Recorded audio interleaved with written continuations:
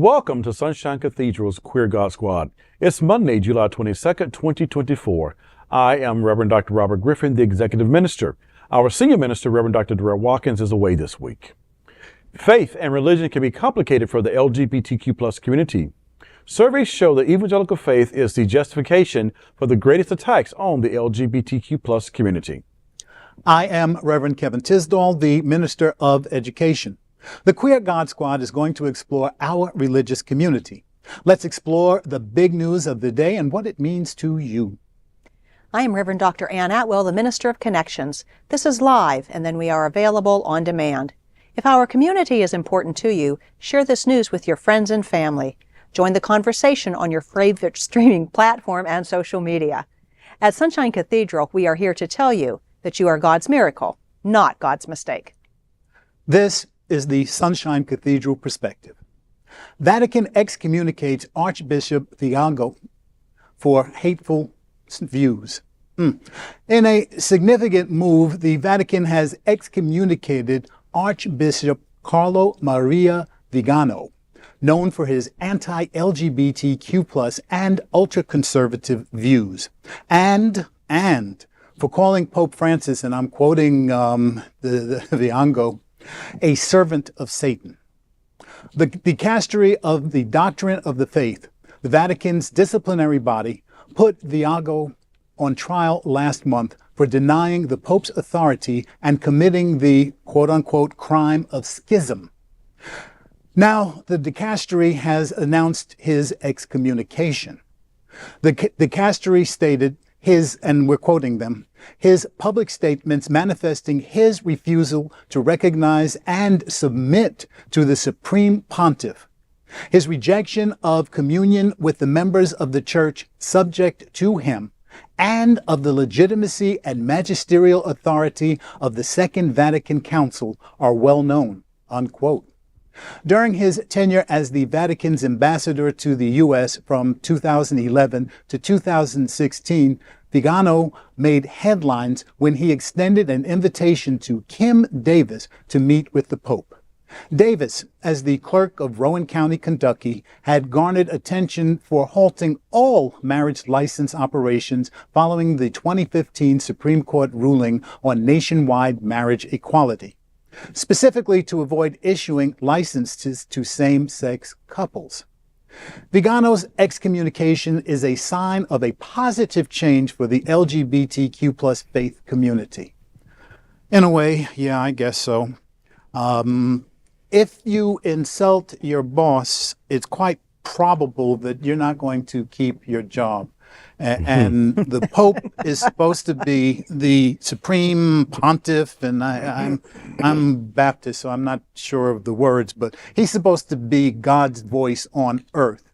So if one of your archbishops is saying that God's voice on earth is actually Satan, there's a problem. Yeah. There's just a small problem. So the Pope and his administration, and let's not forget that the Vatican is an administrative group along with being a religious group.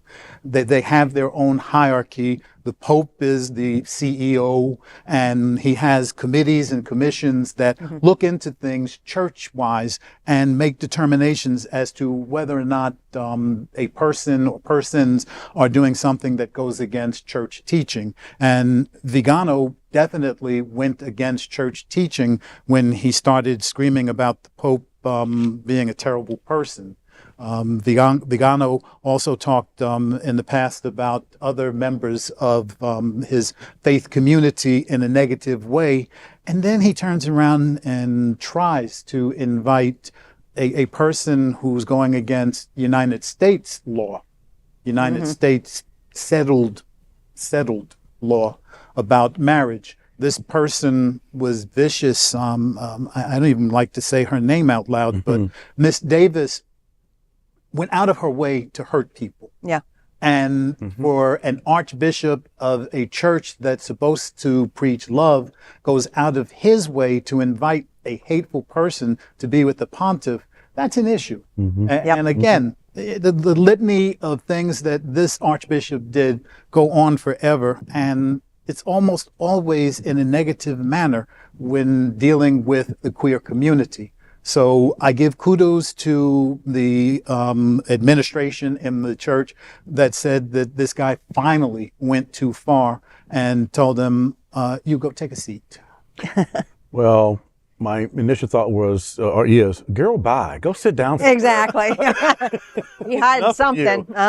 Just be gone. And, I have to admit that this piece was a little triggering because of Miss Woman from Kentucky and what we had to live through when all that went down. But to know that is the type of person he would like to have aligned himself with, and somehow for that photo moment to get her and him in with the Pope, for just that moment of whatever it was supposed to be. I actually had to go back and Google if she actually met the Pope. And there's a little clip out there from the New York Times. Actually, she spent 15 minutes and, took her hand. But it's like what he represents is all the things, in my opinion, of what he was saying about the Pope. And I think that he used his position inappropriately. He misused his position to unify the church, and he misused his position even to unite the world church for the Catholics, because he has a role to play. He did not play his role well.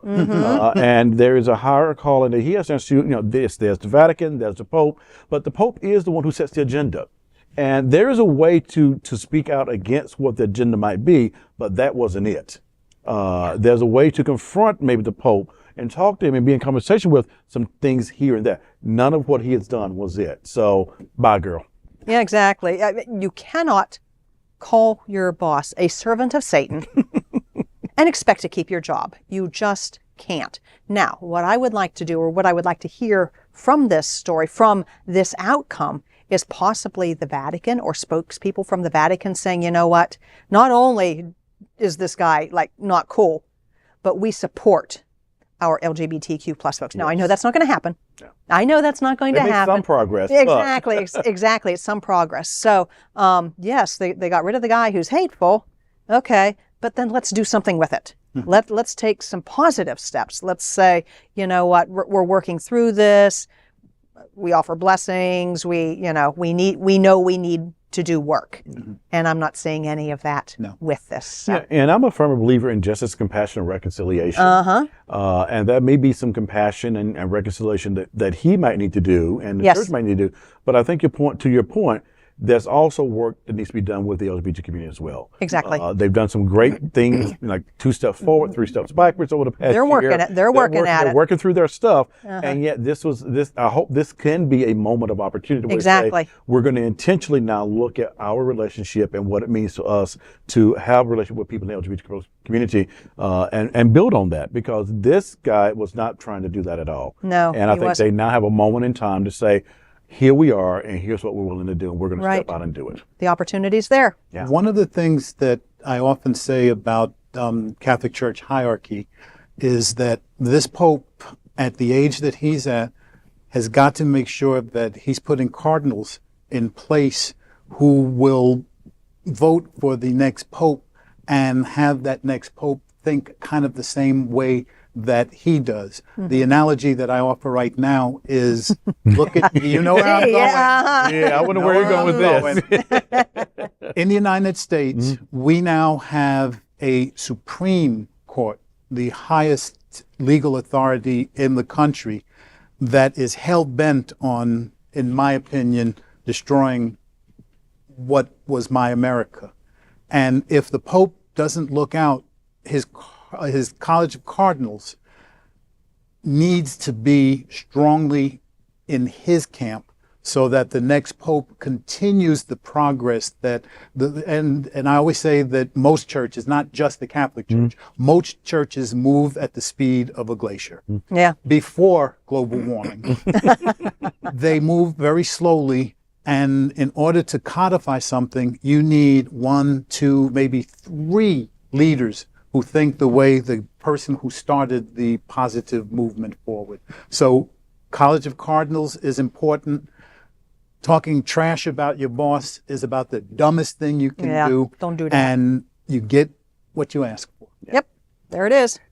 lessons to learn, and hopefully we'll learn from our lessons. And we in America have work to do. So, Yep. so let's just do it. And in a way we can be a support to getting that message across to people that we care. Let's just do it through the Sunshine Cathedral, because this is the place that cares. That's Amen. right.